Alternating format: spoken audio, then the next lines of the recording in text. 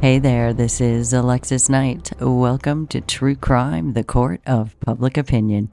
I am your host, guiding you through the cases that have moved through the courts and reached a conclusion, but have left the public divided.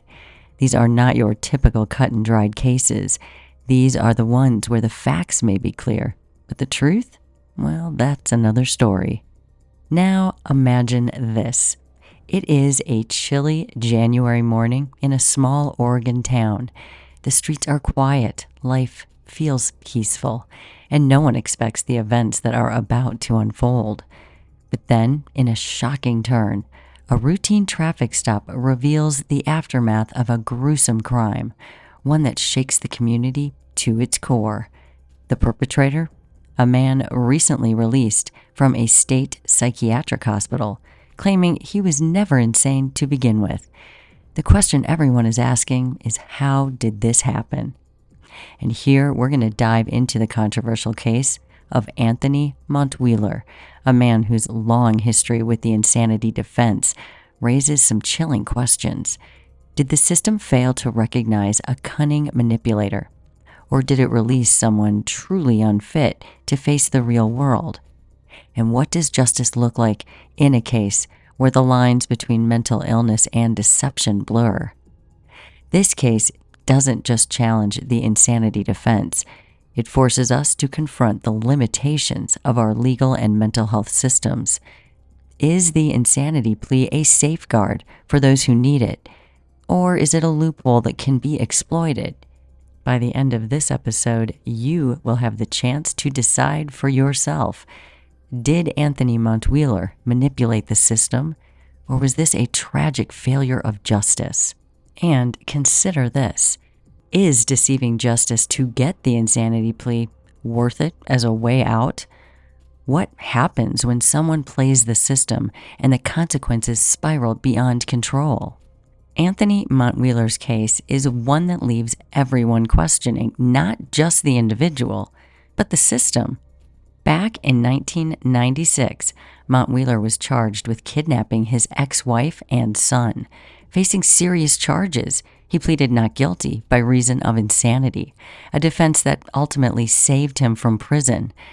Now, instead, he was sent to the Oregon State Hospital, where he remained for nearly 20 years.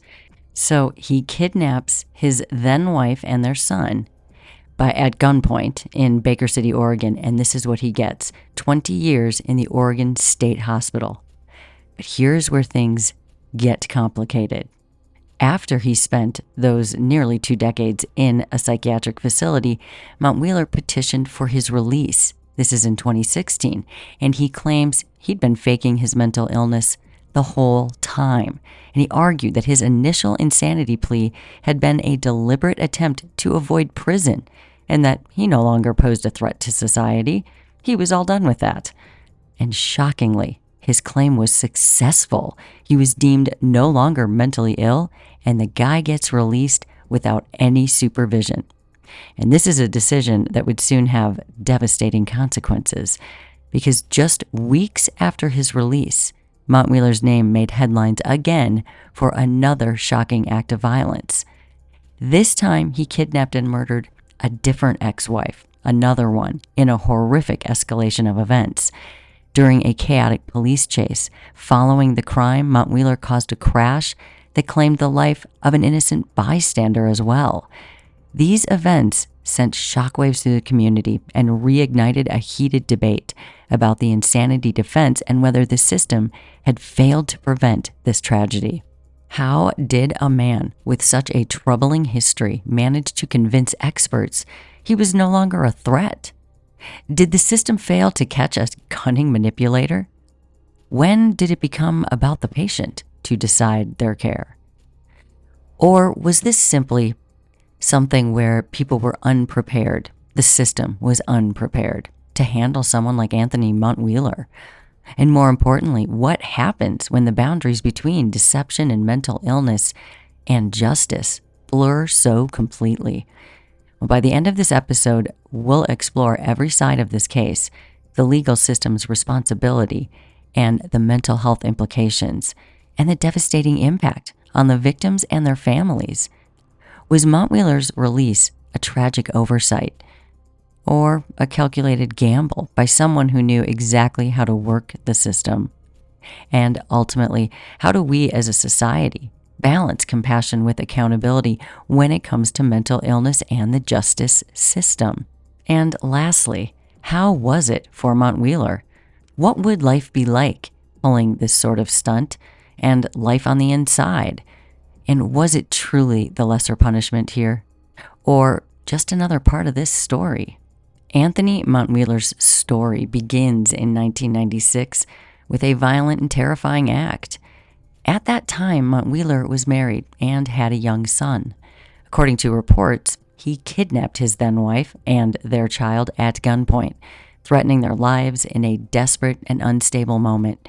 And this act of domestic terror led to his arrest. But instead of serving time in prison, he invoked the insanity defense. Montwheeler was found guilty, except for insanity, a legal distinction in Oregon that allowed him to avoid a traditional sentence and instead be committed to the Oregon State Hospital. For nearly 2 decades, Montwheeler lived in the hospital system, undergoing treatment and evaluations. And while this may sound like an alternative form of justice, the reality is far more complex.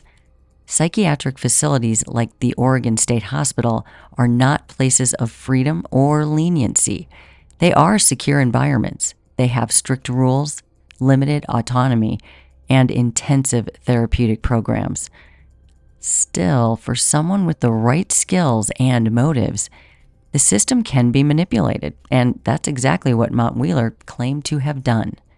In 2016, after years of confinement, Montwheeler petitioned for his release, arguing he had been faking his mental illness the entire time. This shocking confession caused an uproar, but he managed to convince a panel of experts that he was no longer mentally ill. And based on his assertion and the evaluations provided, he was deemed safe for release. This decision came with no conditions, no oversight, no requirement for ongoing monitoring, a move that many would later criticize as a fatal error.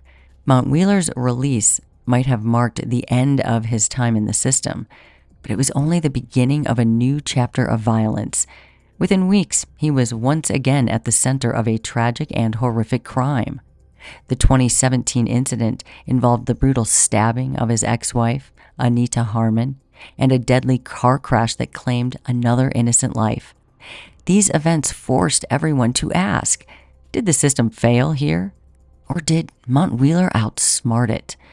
How do we weigh the consequences of releasing someone who claims to have deceived justice from the start? The decision to release Anthony Montwheeler without supervision is one that still sparks heated debate.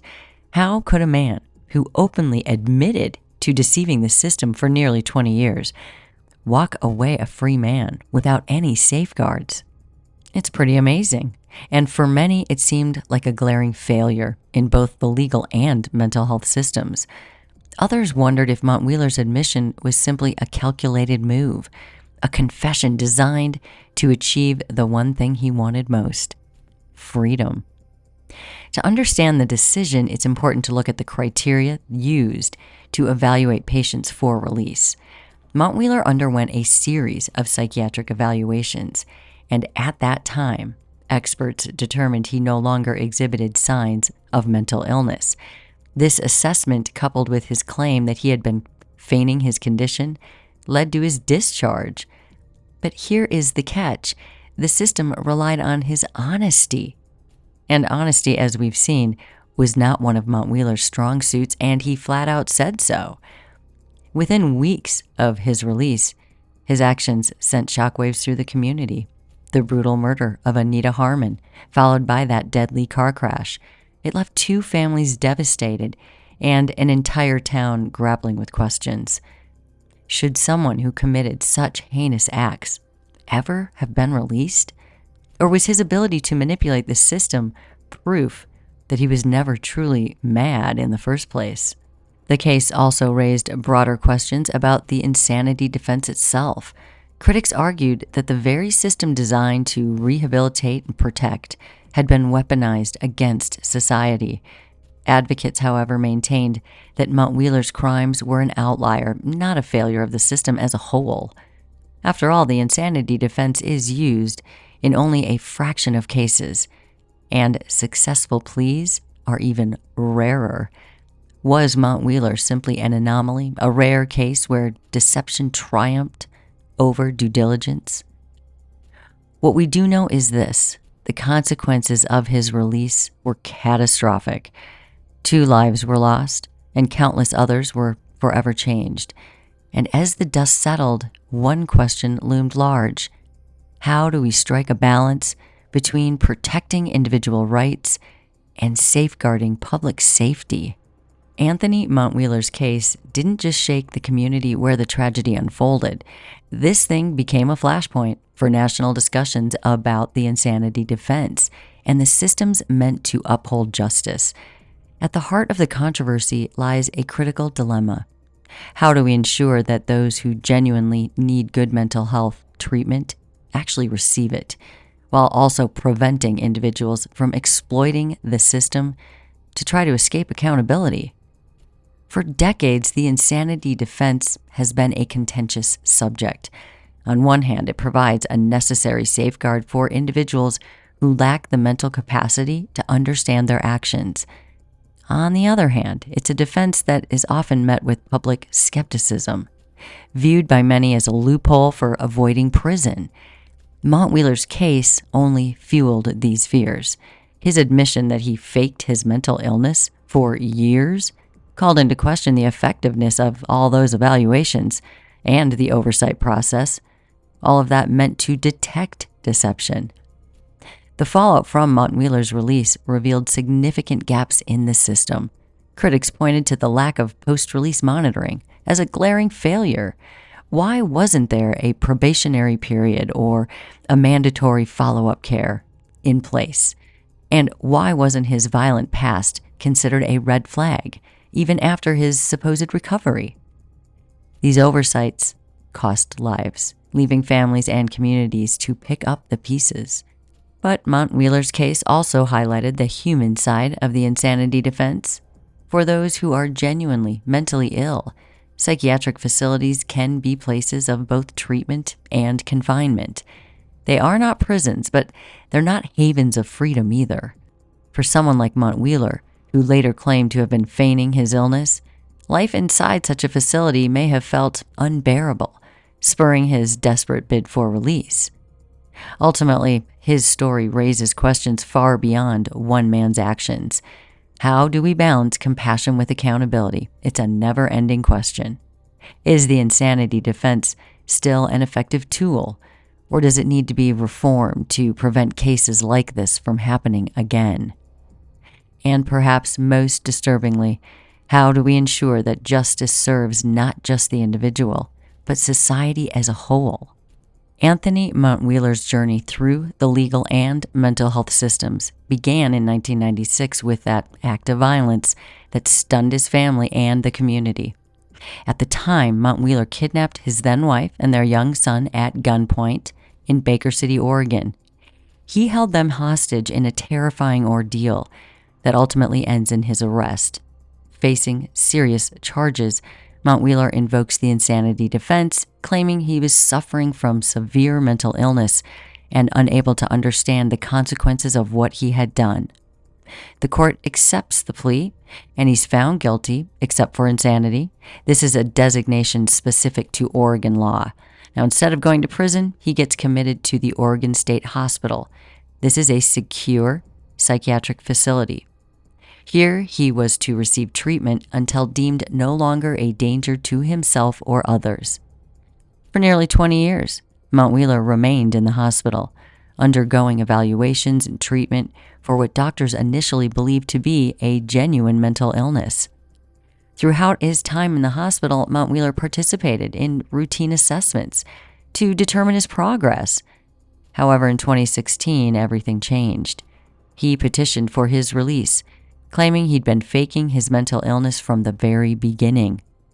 He argued that he had manipulated the system to avoid prison and that he no longer met the criteria for psychiatric confinement. Psychiatrists evaluated Montwheeler and found no evidence of ongoing mental illness. This assessment, coupled with his admission, led the Oregon Psychiatric Security Review Board to authorize his release in December of 16. The decision sparked controversy, with some questioning how someone with such a violent history could be deemed safe for reintegration into society. Montwheeler's release came with no conditions, no monitoring, no required follow-up care, a move that many saw as a ticking time bomb. And just weeks later, it was January of 17, when Montwheeler's actions confirmed those worst fears. His name returned to the headlines after a brutal crime that left 2 people dead, shattered countless lives. The events that followed his release raised serious concerns about the effectiveness of the systems that are meant to protect both the public and those within their care. On December 7th of 2016, Anthony Montwheeler was officially discharged from the Oregon State Hospital. The decision came after he successfully convinced the evaluators that he no longer suffered from mental illness. That's amazing. Or, as he claimed, he never even had one to begin with. For nearly 2 decades, Montwheeler had lived under strict supervision in a secure psychiatric facility with limited freedoms and constant monitoring. Now he was leaving the system entirely, free to return to society without any restrictions. For many, the idea that someone with Montwheeler's violent past could walk away from the system without oversight, it was just unthinkable. The decision came under immediate scrutiny, with critics arguing that it prioritized Montwheeler's rights over public safety. But at the time, the law was clear. If Montwheeler no longer met the criteria for psychiatric confinement, he could not legally be held. This also makes sense. His admission of having faked his mental illness only added fuel to the fire, raising concerns about whether he had successfully manipulated the very system designed to ensure justice and rehabilitation. Just 1 month after his release, Montwheeler's freedom turned into a nightmare for those around him. On January 9th, 2017, Montwheeler lured his ex-wife Anita Harmon into his pickup truck under the guise of discussing a financial matter. And what followed was a horrific escalation. According to reports, Montwheeler drove to a gas station in Ontario, Oregon, where he stabbed Anita multiple times in broad daylight, killing her in a brutal and calculated attack. As police closed in on him, Montwheeler fled the scene in his truck, leading officers on a high-speed chase. His reckless flight ended in tragedy when he collided head-on with another vehicle, killing 38-year-old David Bates and severely injuring his wife, Jessica. The devastation of that single day was immeasurable, leaving 2 families torn apart and a community in shock. Montwheeler was immediately arrested and faced charges of aggravated murder, kidnapping, and assault. The events sparked outrage, with many questioning how the system had allowed such a tragedy to occur. Had Montwheeler truly outsmarted everyone, or had the system failed to recognize the danger he still posed? The events of January 9th, 2017 left the small Oregon community reeling. In the days following the brutal murder of Anita and the death of David, questions about Anthony Montwheeler's release took center stage. How could a man with such a violent history, who openly admitted to faking his own mental illness, have been freed without any form of monitoring or follow-up care? Montwheeler's arrest brought new scrutiny to the Oregon Psychiatric Security Review Board, the body responsible for overseeing cases like his. Critics accused the board of prioritizing legal technicalities over public safety. The lack of safeguards in Montwheeler's release sparked outrage, with many arguing that his violent history should have been a clear red flag that should have been dealt with. Meanwhile, the families of Anita and David were left to grapple with the unimaginable grief of being left behind something like this. their lives forever altered by a system they felt had failed to protect them. As Montwheeler awaited trial, details of his life and behavior in the Oregon State Hospital began to emerge. Former staff members described him as manipulative and unpredictable, someone who had learned how to navigate the system to his advantage. His admission that he had faked his mental illness only deepened the public's anger, as many saw it as proof that he had played the system from the start. Legally, Montwheeler faced a daunting list of charges, including aggravated murder, kidnapping, and assault.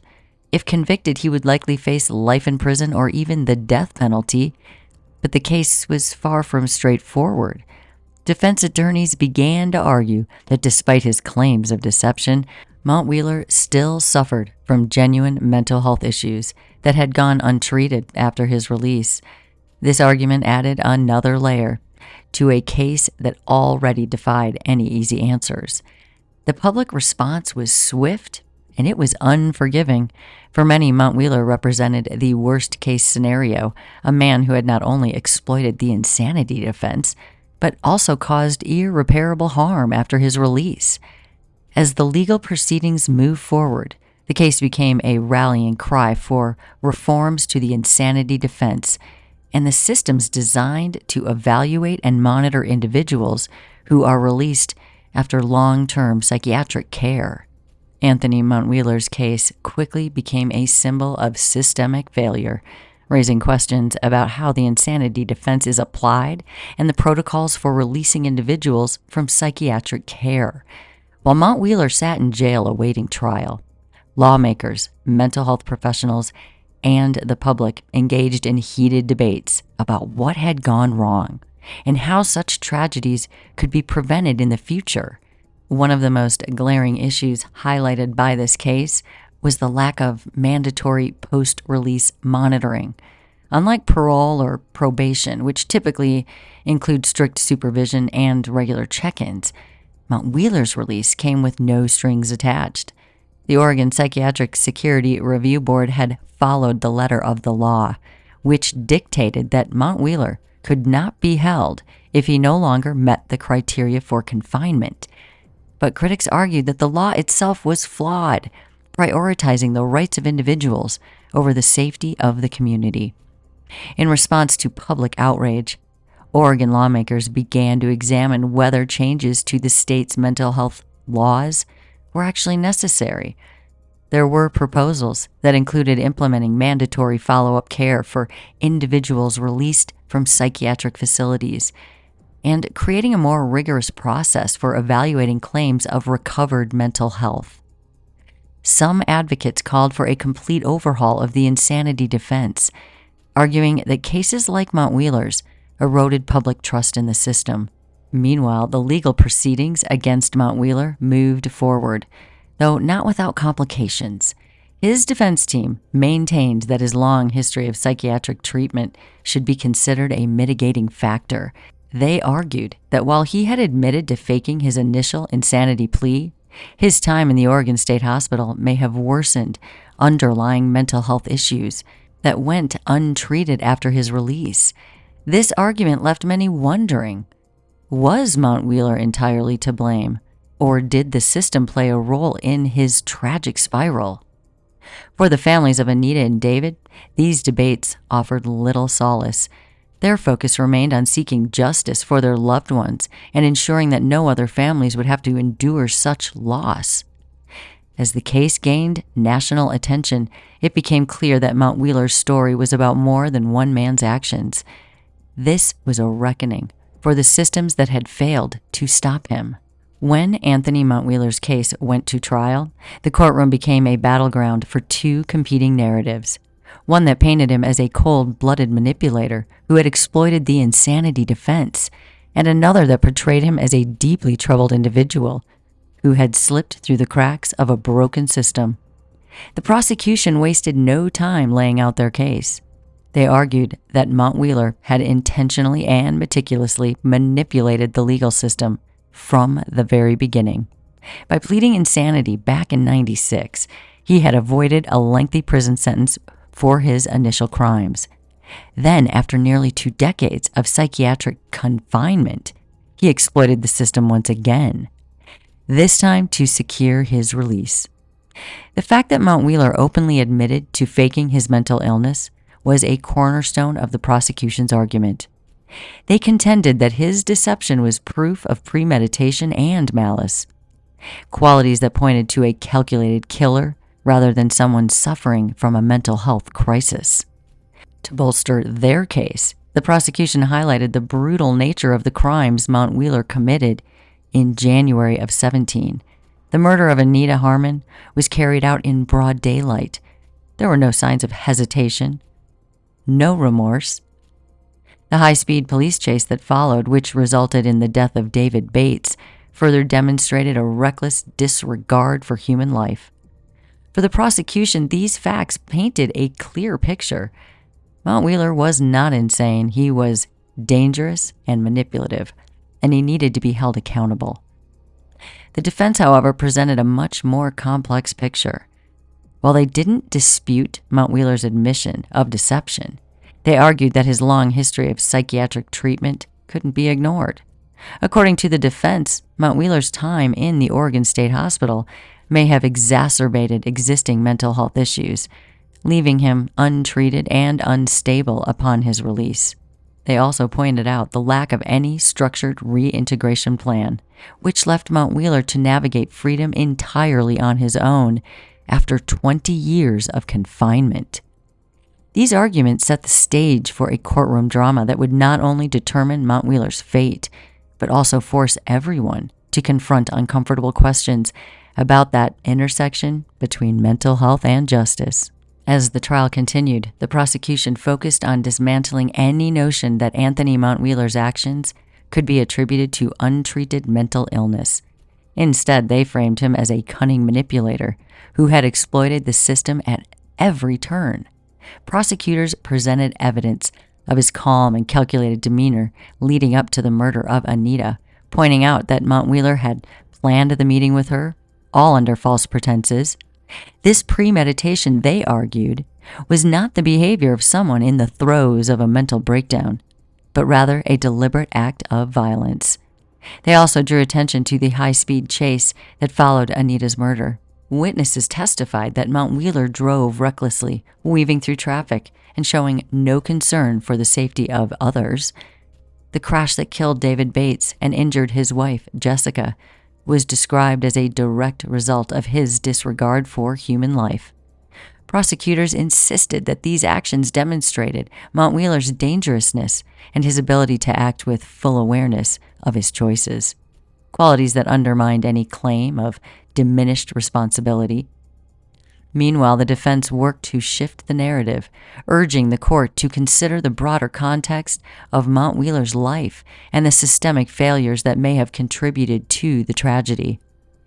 They argued that while Montwheeler's confession of faking his insanity plea cast him in a negative light, it did not negate the possibility that he struggled with genuine mental health issues. According to the defense, the nearly 20 years he spent in the Oregon State Hospital could have worsened underlying conditions, leaving him untreated and vulnerable when he was released. They criticized the lack of a post-release plan for Montwheeler and highlighted that after spending 2 decades in a highly controlled environment, he was abruptly set free. No supervision, no guidance, no mandatory counseling, no support to help him transition back into society. For the defense, this lack of oversight was a critical failure, one that placed both Montwheeler and the public at risk. The courtroom debate grew increasingly polarized. Both sides raised compelling points about Montwheeler's actions, his mental state, and the systemic flaws that allowed this tragedy to occur. In court, the prosecution emphasized Montwheeler's calculated actions leading up to the crime, and they argued that inviting Anita Harmon to meet under false pretenses shows clear premeditation. Was not the impulsivity of someone in a mental health crisis, they say. The high-speed chase that followed, ending in the tragic death of David Bates, further demonstrated Montwheeler's recklessness and disregard for human life. To the prosecution, these were the actions of a manipulative and dangerous man who was fully aware of his choices. The defense countered and pointed to systemic failures. They argued that Montwheeler's 20 years in the Oregon State Hospital could have and may have worsened underlying mental health issues, leaving him untreated and unstable upon release. Additionally, his abrupt discharge with no supervision, no reintegration plan, was, they claimed, a critical failing of the system. While the defense acknowledged Montwheeler's admission of deception, they maintained that the lack of support played a significant role in this tragedy. The trial revealed starkly opposing views. One side painted Montwheeler as a calculating predator, while the other questioned whether his actions were partly the result of systemic neglect. Okay, and now that you have heard the story of Anthony Montwheeler, the details of his crimes, the arguments on both sides, the ultimate question falls to you. Who bears the responsibility for what happened here? And overall, what happened here? Was Montwheeler simply a master manipulator who exploited the system at every turn?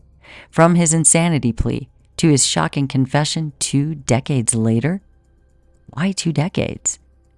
Did he know exactly what he was doing, both in gaining his release and in committing the horrific acts that followed? And if so, should the focus remain solely on his personal accountability?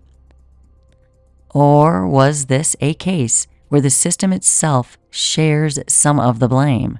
Montwheeler was released with no oversight, no reintegration plan, no monitoring, despite a violent past and a confession that should have raised flags.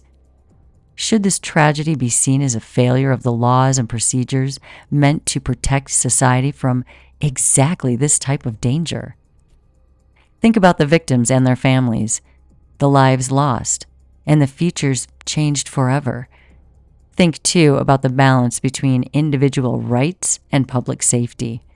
Where should we draw the line? These are the questions that linger long after the court's decision has been made. Was justice served in this case? Or does the Montwheeler tragedy highlight deeper issues that remain unsolved? Montwheeler's case forces us to confront some of the toughest questions about justice and mental health and the systems that are designed to protect us. Was this a tragedy that could have been prevented if someone somewhere had sounded the alarm? Or is this the inevitable result of a legal and psychiatric framework that struggles to balance compassion with accountability?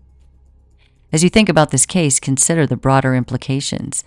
Should laws around the insanity defense and psychiatric release be stricter, with mandatory supervision for those re-entering society? Or does tightening these systems risk punishing individuals who genuinely need help? And what about the families of Anita and David? They're left grappling with unimaginable loss, while the rest of us try to make sense of how this even happened.